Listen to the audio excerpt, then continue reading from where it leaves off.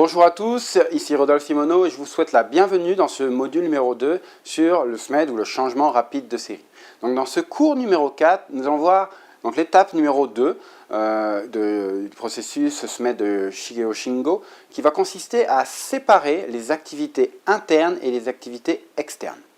Donc plus spécifiquement, dans ce cours, nous allons définir ce que sont les temps internes et les temps externes.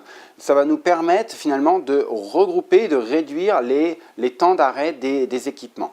Et on va donc discuter un petit peu évidemment des livrables à la fin de cette étape numéro 2, ainsi que voir par rapport à l'état initial de l'exemple vidéo que l'on a vu ensemble dans les cours précédents. Donc on va voir un petit peu dans cette entreprise, dans ce changement de série, quels sont des temps internes et quels sont des temps externes et illustrer de manière vidéo ces différents concepts de temps interne, d'activité interne et d'activité externe. Alors les activités internes, ce sont celles qui se déroulent pendant le changement de série évidemment, lorsque l'équipement est à l'arrêt, lorsque l'équipement est arrêté.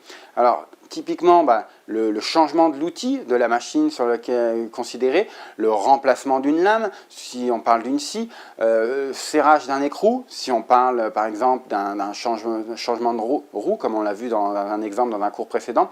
Si on va plus dans le domaine médical, arracher la dent, l'action d'arracher la dent doit se faire avec le patient évidemment, on ne peut pas faire sans le patient. Remettre un formulaire en main propre au client, donc ça c'est un processus plus administratif. Donc vraiment les activités internes doivent se faire avec l'équipement, la machine, en tout cas le centre d'intérêt, le centre d'intérêt sur lequel on essaye de maximiser la disponibilité. Ça peut être évidemment un patient ou un client dans un processus administratif. Alors, de l'autre côté, on a les activités externes. Donc les activités externes, ce sont toutes les autres, ce sont les activités qui peuvent être réalisées lorsque l'équipement est en production, lorsque la machine est en train de produire. Donc par exemple, le nettoyage de la zone, après avoir changé l'outil par exemple, la préparation du matériel, la préparation des outils avant de réaliser le changement, l'assemblage de sous-composantes dont on va avoir besoin pendant le changement de série et qui peuvent se faire alors que la machine est encore en production. Ou bien, si on prend l'exemple encore une fois médical, réaliser le pansement post-opératoire, on n'a plus nécessairement besoin du chirurgien. Et donc si on veut maximiser entre guillemets, taux d'utilisation du chirurgien, le pansement peut se faire dans une étape où le chirurgien n'est plus là pour réaliser la chirurgie.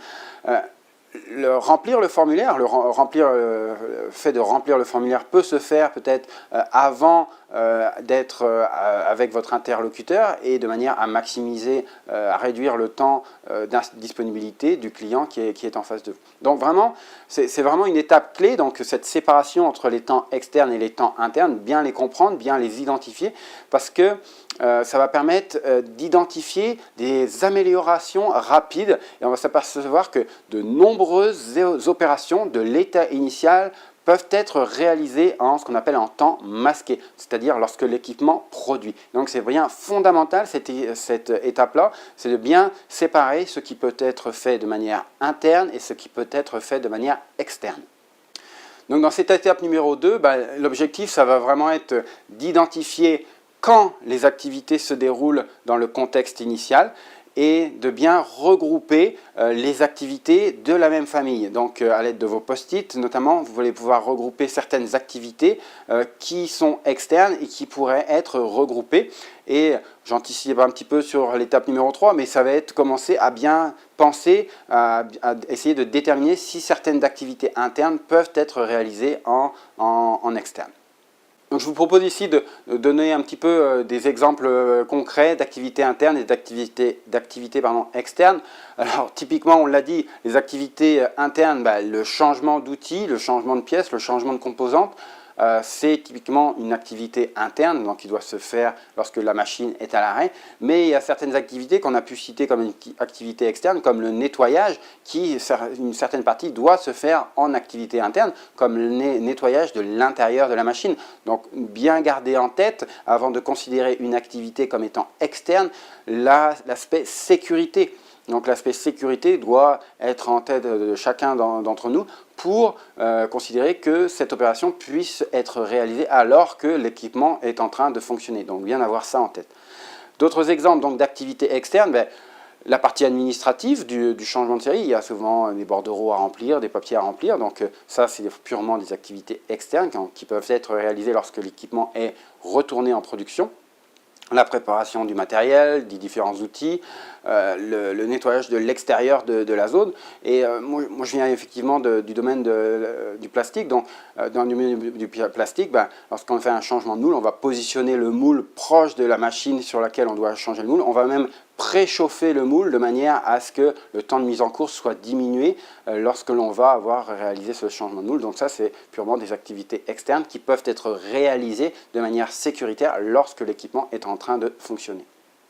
Alors, les livrables à la fin de cette étape numéro 2, donc de séparation des activités internes et des activités externes, si on se réfère à notre tableau qui structure la démarche, ça va être de séparer les post-it entre les deux lignes qui sont internes et les lignes qui sont externes. Donc tout ce que vous allez descendre sur la ligne externe et qui n'était pas du externe dans l'état initial, vous devez vous assurer de valider chacun de ces points. Donc en bas du tableau, il y a une zone sur les points à valider et de valider ces points avec les personnes qui ont à réaliser le changement de série, avec si c'est des gens de maintenance, si c'est des gens d'opération, de valider avec eux que ces étapes peuvent être réalisées lorsque l'équipement est en train de tourner.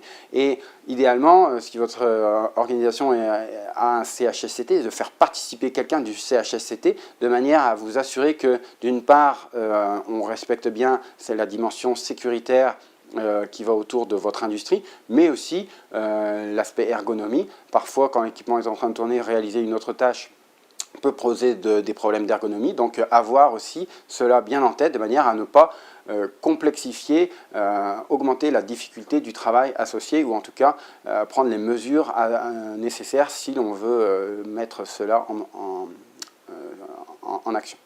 Donc si on va un petit peu dans l'entreprise, dans l'état initial, la vidéo de l'état initial de l'entreprise, typiquement ce genre de déplacement sont des activités qui dans l'état initial se réalisent alors que l'équipement est à l'arrêt et de manière intuitive, on devine bien que ce genre d'activité peut être réalisé alors que l'équipement est en production, dans la production précédente, et on prépare les nouvelles empreintes avant le changement de série.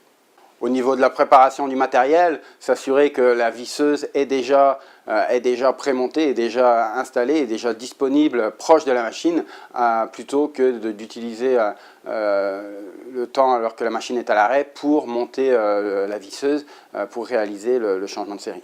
On voit aussi les tâches administratives, typiquement doivent être elles aussi réalisées en dehors, en temps externe, lorsque la machine n'est plus à l'arrêt. Finalement, la recherche des empreintes à l'autre bout de l'entreprise pour aller apporter proche de l'équipement sur lequel il faut changer cette empreinte de presse. Donc, vous voyez, dans cette entreprise, dans cet état initial, dans ce changement de série, dans cette entreprise, vous l'avez vu certainement dès le départ qu'il y avait des optimisations évidentes à faire. L'idée, c'est vraiment de bien les structurer, de bien avancer de manière structurée par rapport à la démarche en 6 étapes de Shingeo Shingo. Et donc là, c'est vraiment d'identifier ce qui est actuellement interne, qu'est-ce qui va pouvoir être fait en externe et commencer à réfléchir à ces activités qui peuvent être externalisées.